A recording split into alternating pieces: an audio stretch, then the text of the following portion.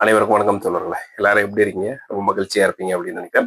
இன்னைக்கு வந்து பார்த்தோம் அப்படின்னா அட்டவணைகள்ல 8வது அட்டவணையை பற்றி முழுமையா பார்க்கலாம். ஓகேங்களா? இது வந்து பார்த்தீங்கன்னா ரொம்ப ரொம்ப இம்பார்ட்டன்ட். ஏன்னா இதுல இருந்து அடிக்கடி வந்து கொஸ்டின்ஸ் கேட்டுட்டே இருப்பாங்க.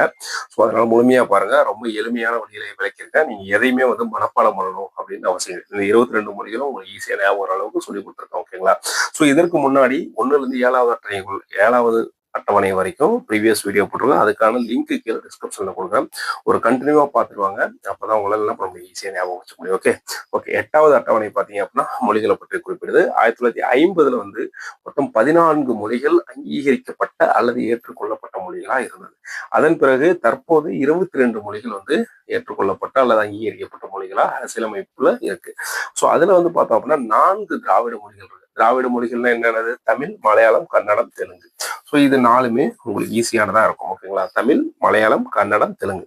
ஸோ இந்த 4 மொழிகளுமே என்ன பண்றாங்க அப்படின்னா இந்திய அரசியலமைப்பு ஏற்றுக்கொள்ளப்பட்ட போது 1950 என்ன பண்றாங்க, இந்த மொழிகள் வந்து அங்கீகரிக்கப்பட்ட மொழிகளா இருக்கு. ஓகே அடுத்து வந்து பாத்தீங்க அப்படின்னா ஸோ இப்ப தமிழ், மலையாளம், கன்னடம், தெலுங்கு வரைக்கும் வந்துட்டோம். நம்ம இந்தியன் மேப்ல உங்களுக்கு பாத்தீங்கன்னா ரொம்ப ரொம்ப ஈஸியா இருக்கும். ஸோ அடுத்து வந்து பாத்தீங்கன்னா ஒடிசா, தெலுங்கானாவுக்கு மேல என்ன இருக்கு, ஒடிசா இருக்கு. ஸோ அங்க வந்து ஒடிசி மொழியும் அப்போது 1950 ஏற்றுக்கொள்ளப்பட்ட மொழியா கொஞ்சம் இருக்கு.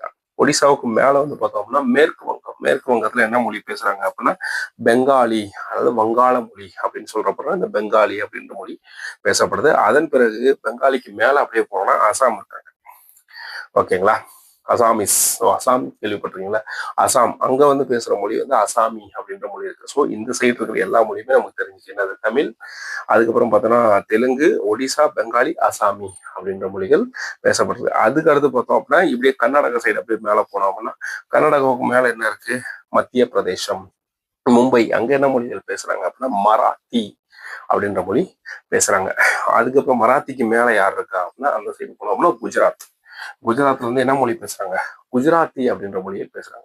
குஜராத்தை விட்டு அப்படியே வெளியே வந்து மேல போனோம் அப்படின்னா பஞ்சாப். பஞ்சாப்ல என்ன மொழி பேசுறாங்க, பஞ்சாபி அப்படின்ற மொழி பேசுறாங்க. அதுக்கு அடுத்தது இந்தியாவோட கடைசி பாட்டு ஜம்மு அண்ட் காஷ்மீர்ல காஷ்மீரி அப்படின்ற மொழி பேசப்படுது.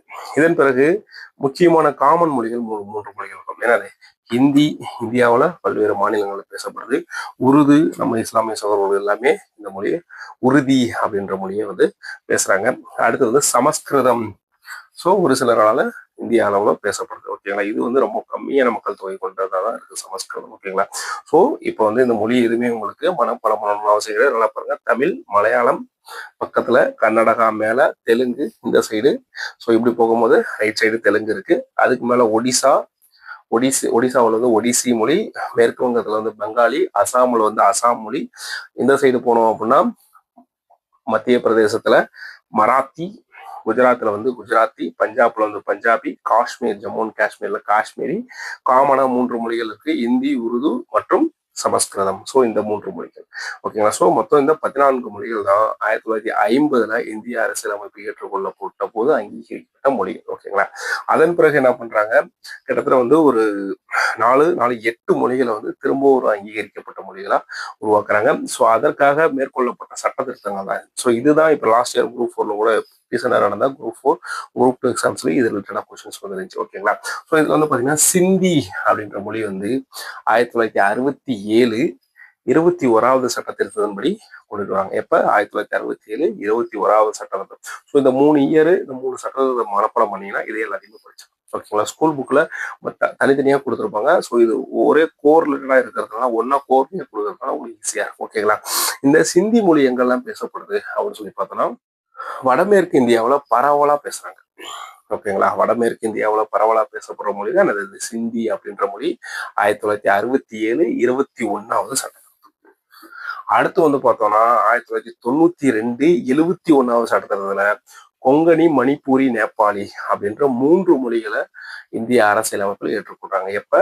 1992 71வது சட்டத்திட்டம் கொங்கணி, மணிப்பூரி, நேபாளி அப்படின்ற மொழி. ஸோ இந்த மணிப்பூரி அப்படின்றது எங்க பேசப்படுது அப்படின்னா மணிப்பூர் பகுதிகளில் பேசப்படுது. அடுத்து வந்து இந்த கொங்கணி அப்படின்ற மொழி எங்க பேசப்படுதுன்னா கோவாவில் வந்து பேசப்படுது.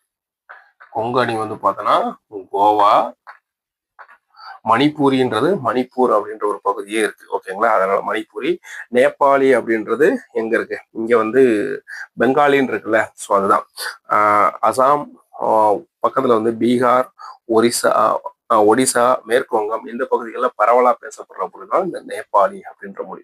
ஸோ கொங்கணி அப்படின்றது கோவாவில் பேசப்படுற மொழியும், மணிப்பூரி அப்படின்றத மணிப்பூர்ல பேசப்படுற மொழியும், நேபாளி அப்படின்றது வந்து பார்த்தோன்னா அசாம், பீகார், அப்படி கீழே வந்தோன்னா மேற்கு வங்கம், அதுக்கு கீழே ஒடிசா இந்த பகுதியில் பரவலா பேசப்படுற இந்த 4 மொழிகளையும் 1992 72வது சட்டத்தின்படி இந்திய அரசியலமைப்புல இணைக்கிறாங்க. அதன் பிறகு அடுத்த 4 மொழிகள் போடோ, டோகிரி, சாந்த்லி, மைதிலி.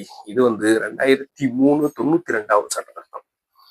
2003 92வது சட்டத்திட்டத்தின்படி இந்திய அரசியலமைப்பில் அங்கீகரிக்கப்பட்ட மொழிகளா ஏற்றுக்கொள்ளப்படுது. இது எங்கெங்கெல்லாம் பேசுறாங்க அப்படின்னு பார்த்தோம்னா போடோ அப்படின்ற மொழி வந்து அசாம்ல வந்து பேசப்படுது.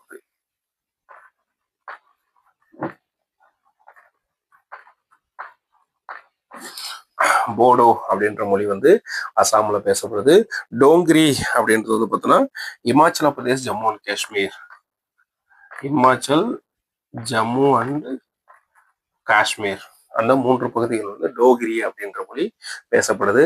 சாந்திலி அப்படின்ற மொழி வந்து எங்க பேசப்படுது அப்படின்னா பீகார், ஜார்க்கண்ட்,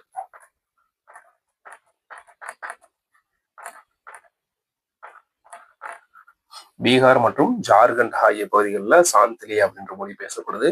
மைதிலி அப்படின்ற மொழி எங்க பேசப்படுது அப்படின்னா பீகார்ல மட்டும் பேசப்படுது.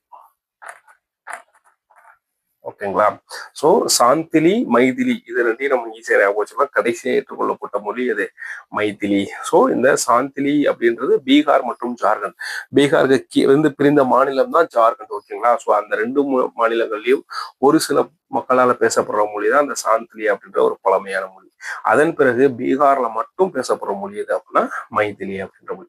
சோ இப்படிதான் இந்த 22 மொழிகளும் இந்திய அட்டவணைக்குள்ள, அதாவது அட்டவணைகள்ல 8வது அட்டவணைக்குள்ள வந்து சேர்க்கப்பட்டது. ஸோ இந்த கடைசியா சேர்த்த இந்த 8 மொழிகள் ரொம்ப ரொம்ப இம்பார்ட்டன்ட்.